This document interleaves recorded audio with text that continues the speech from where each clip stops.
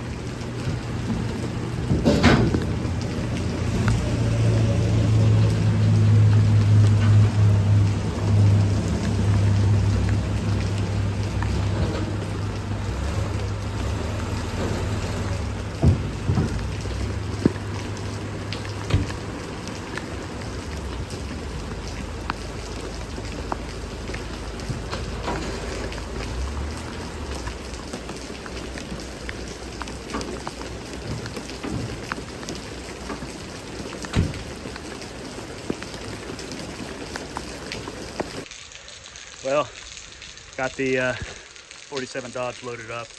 It is quite rainy here, but not the first time I've been caught in the rain loading a car. I'm gonna take my jacket off because I'm soaked.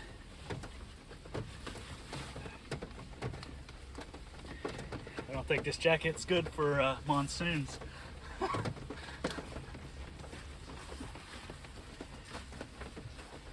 Well, how would you rate this car buying experience today? Could be better, but I guess they can always be better. I need to change this shirt. So let's take a closer look. The Town Sedan differs from the regular four-door sedan in the fact that it doesn't have a suicide rear door. The doors open conventionally, and there's your classic mothballs in the floor. Kind of smells very mothball-y in here, so I'll probably take those out.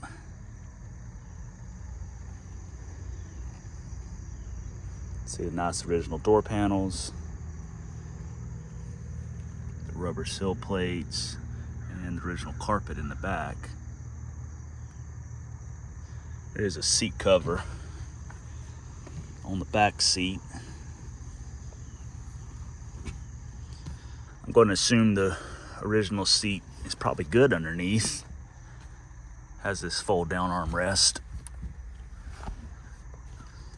Got the grab handles there. Headliner's in really good shape. A lot of nice faux wood detail. Got a grab handle there.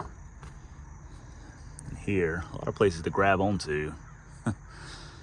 And gotta have an ashtray, of course. And this switch here controls the dome light, so flip that on.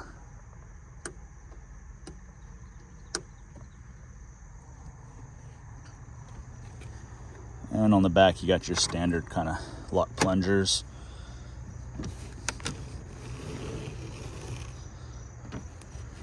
These are kind of stiff. I don't think they got used a whole lot. Back door does have a vent window, so you can open that up, get some air blowing through. Some ventilation. That's kind of stiff too.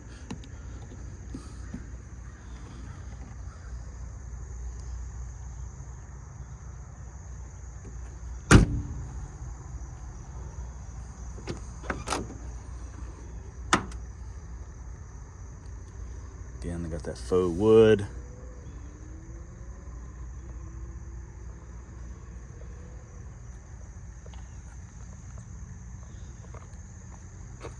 Original seat. It's just a little dirty. This So I need to clean that up at some point. Unfortunately, the original rubber mat in the front, I guess, disintegrated as they do. So the previous owner put this material in here, which doesn't work too good, but better than nothing. Kind of wondering if the front floor mat for, say, a 47 Ford will work, or at least could be made to work, since they reproduce those. They don't reproduce new mats for these Dodges, unfortunately.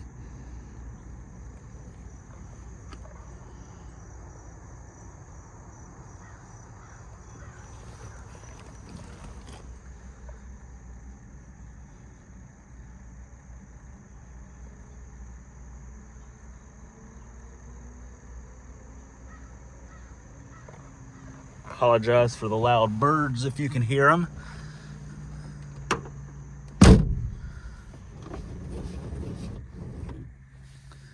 And of course you got your wing window in the front too. It's also kind of interesting that the window is also the bar for it, so.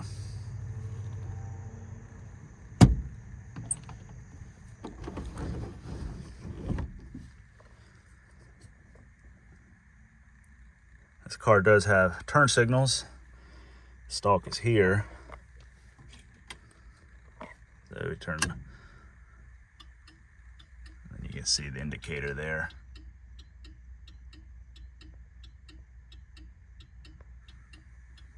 And you got your right turn signal.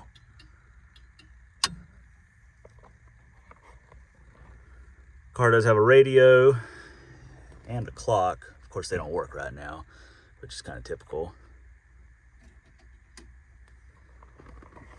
As far as controls here, this is a throttle cable. The knob is, I guess, been replaced, or the whole cable actually, with a newer choke cable. I guess the original broke or something.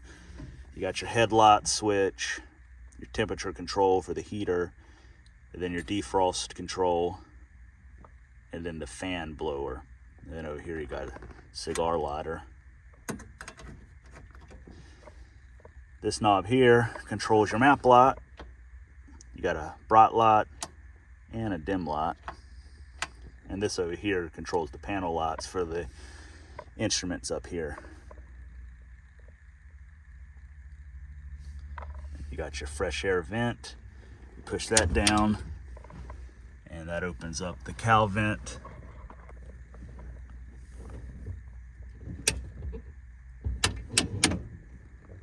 This here is your wiper switch.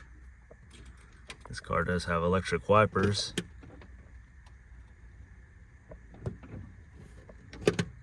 Instead of vacuum wipers, which, if you know anything about those, they can be kind of hit or miss in terms of how good they work. It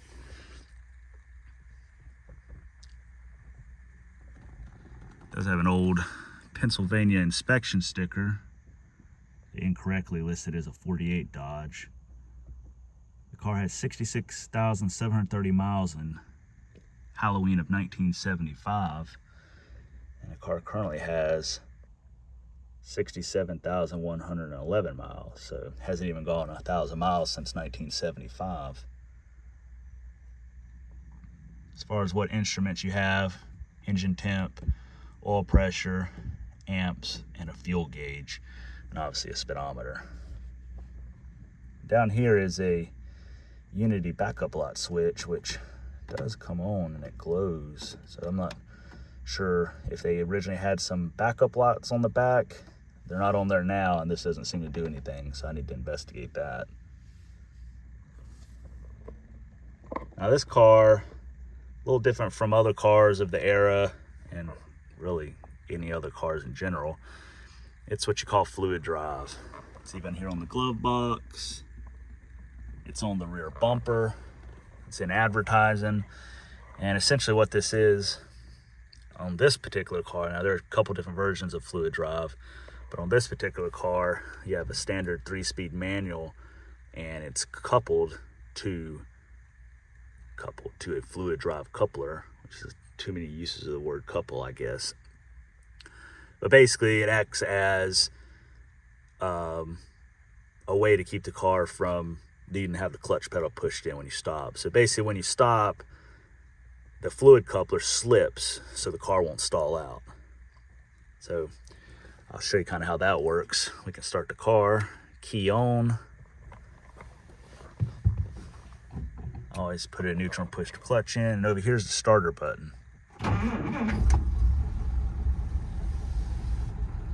So with fluid drive, you can put the car in gear and then you can let the clutch out and it won't stall out. So you can basically drive this around like an automatic. You can take the parking brake off and you just let off the brake and use the gas.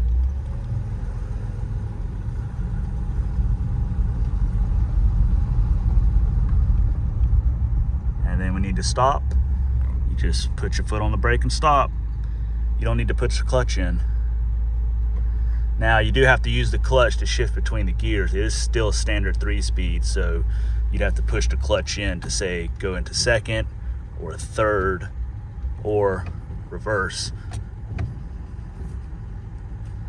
But of course, you can always just let the clutch out when you're in that gear and the car will just sit here. So we can go backwards, stop.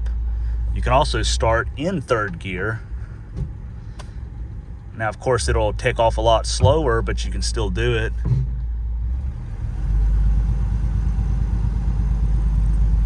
It's okay for, say, like city driving or something. So that's essentially how fluid drive works.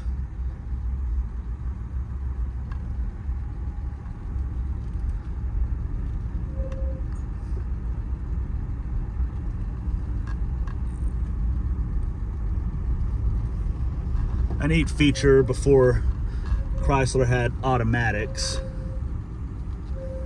which they didn't get until 1954.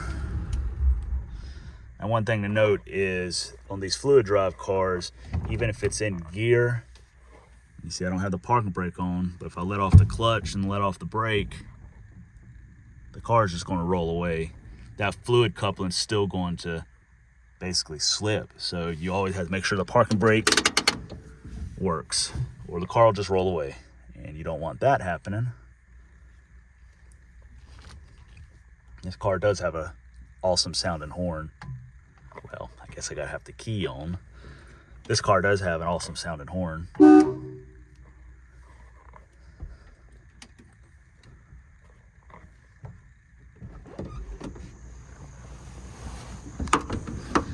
Take a look under the hood. So on these Dodges, on both sides under the dash are these little knobs, little rubber knobs. You just pull it out and you'll see the hood pop open.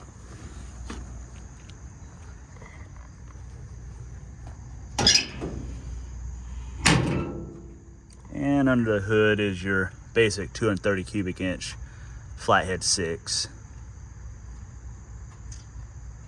You can see the original color of blue here. This car was repainted, I don't know, probably in the 60s or something, with a darker kind of metallic blue. But the original was this blue there. Now this engine has been fully rebuilt, so shouldn't have any trouble out of it. And you can see here's the Chrysler full flow oil filter. Oil filters were optional on a lot of these cars back in the day. So it's nice that this one has one, so you can actually change the oil filter and get out those contaminants. Got the original honeycomb radiator still in place. Oil bath air cleaner over there. And it is 6 volts still, so there's nothing wrong with 6 volt. Some people have this idea that it's the devil or something like that, I don't know. And it's not, it still works fine. You can see that inspection sticker there, October 31st, 1975.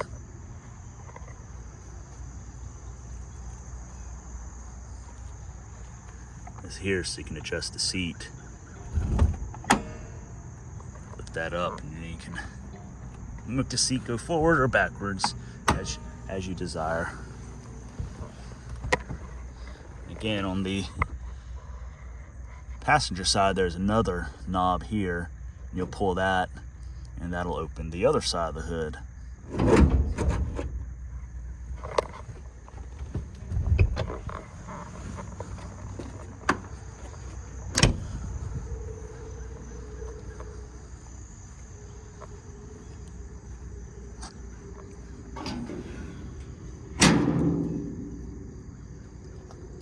And not much to see over here.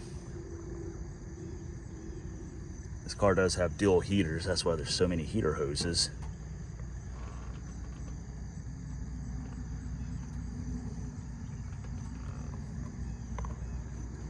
And to shut the hood, you just take this rod, you push it towards the front of the car.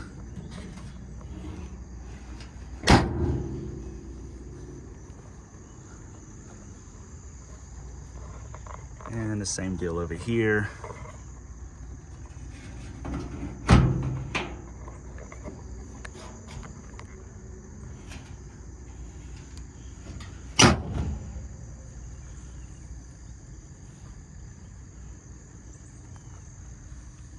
Get a close up there, the Dodge crest. And you do have a Dodge Ram on the hood.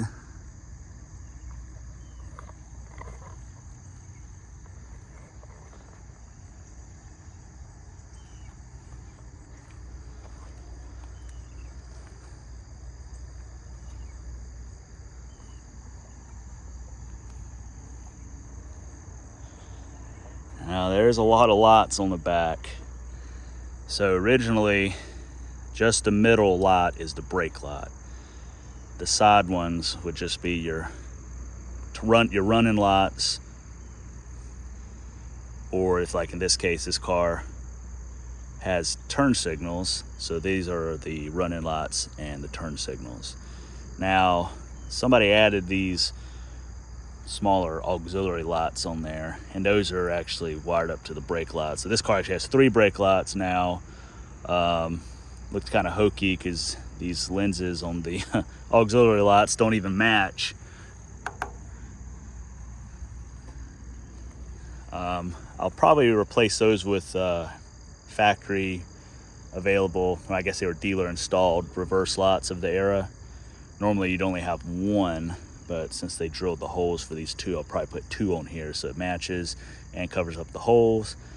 And I'll probably try to rewire the lots so the original run and turn signal lots are the brake lots too. So then I'll still have 3 brake lots just so people can see me stopping. Go see out there. There's the bumper where it says fluid drive. They're kind of proud about that. I'd open the trunk, turn the handle. And let's see, got a jack and a tire iron. A Pathfinder model 777 with the old Westinghouse spotlight bulb, and it looks like it's still good, so that'll probably still work. That's cool. And this, oh, I guess that's where they got the mothballs. Vintage mothballs for your vintage car. Check that out. Protects everything. It's like a shield front of the hood there. And looks like some heater parts. I'm not sure if those actually go in this car. I'm going to assume they probably do.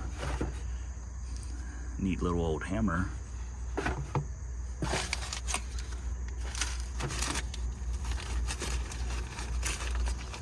Oh, it's a glass lens. Battery hold down, it looks like. Some old belts, at least the boxes for them. Colonial Savings Association, Wrightsville, Columbia, Glen Rock. Where is that? This car originally came from Pennsylvania, so is there a Wrightsville, Columbia, and a Glen Rock, Pennsylvania? I'm not too familiar with Pennsylvania, so I couldn't tell you. spare tire with a very well used, I guess kind of like a snow tire on it. BF Goodrich, what does that say? Trailmaker 330. Yeah, that's cool. I like old tires. I have a collection of them. And you can see the original trunk mat and its pattern. They do actually make new ones of these, so I might get me one because this one is pretty sad. Normally these cars, this area is all totally rotten, so kind of neat. I don't have to worry about that. This one's in pretty good shape.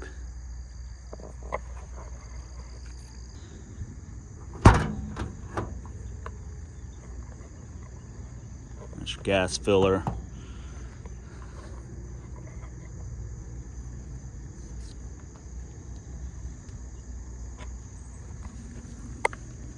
The wheels have been repainted and repinstriped like they were originally. This car has 16s on it, which I think they did away with in 1947 and went to 15s.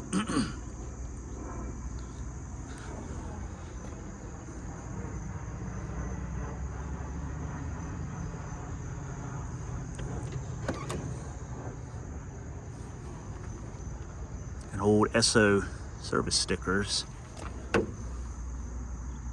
Can't really read it. It looks like it says December 9th, 1964. It had 55,932 miles on it.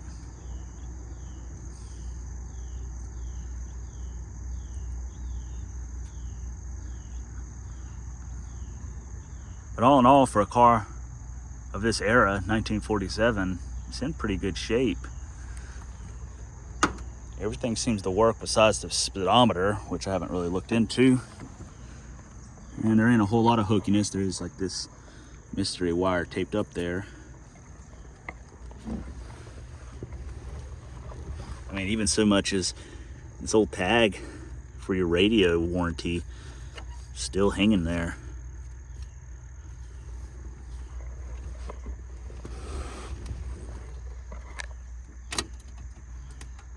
And even got the original owner's manual. Also kind of neat is the electric clock. This is a genuine Borg electrically wound clock. Little booklet about it. Neat that that's still attached to the clock.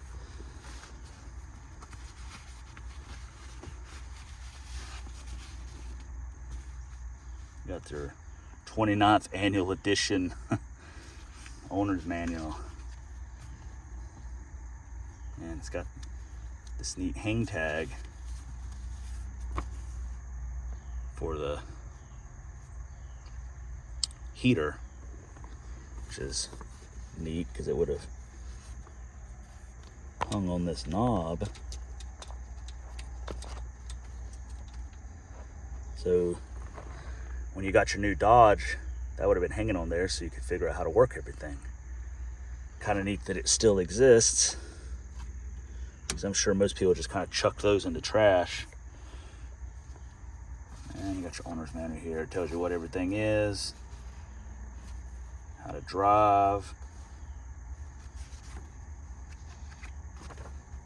Oh, wow, that's been in there a while. Got a template for a spotlight. I guess at some point they thought about adding a spotlight to the car. I guess they never did. I might add one still.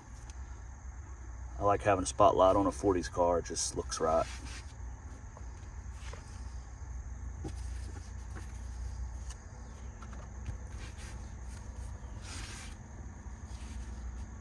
I always like finding old paperwork.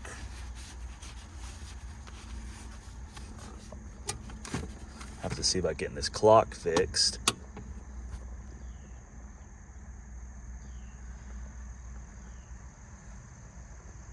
That's your basic 1947 Dodge. Oh, I almost forgot the ashtray. There's the ashtray, kind of hidden. Kind of neat how they did that. Blends right in. And the radio, it seems to be in good shape, but it just unfortunately doesn't work. Maybe it needs a tube, I'm not sure.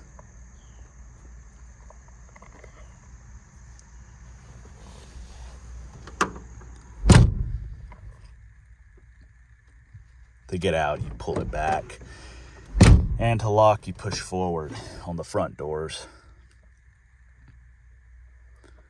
I don't have this car registered just yet. I plan to do that as soon as I get the title in, and then we can take it for a test drive around, see how she does on the open road.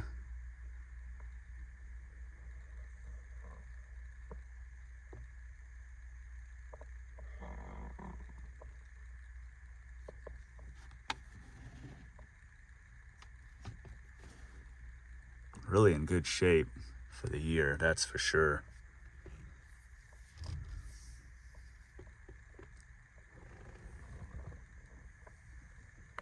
Pretty excited to drive it. One of the things I want to do is get a Christmas tree. I've always wanted to get a Christmas tree with a 40s car, and it's just never worked out. So this year I'm probably going to be able to do it. I hope I didn't just jinx myself. Well, anyways, that's the plan. So maybe there'll be a video of a 40s trip to get a Christmas tree in the mountains or something like that.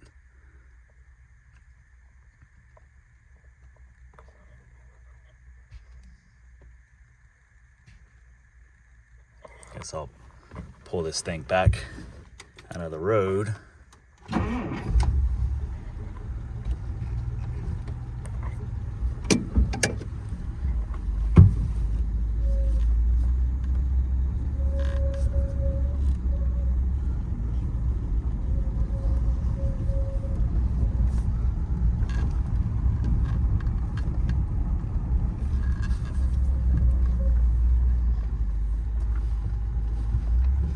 And I still leave it in gear out of habit.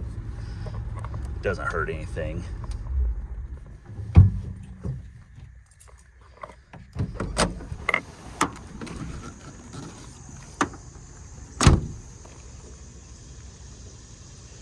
Bugs are starting to wake up, so I'm doing this video early.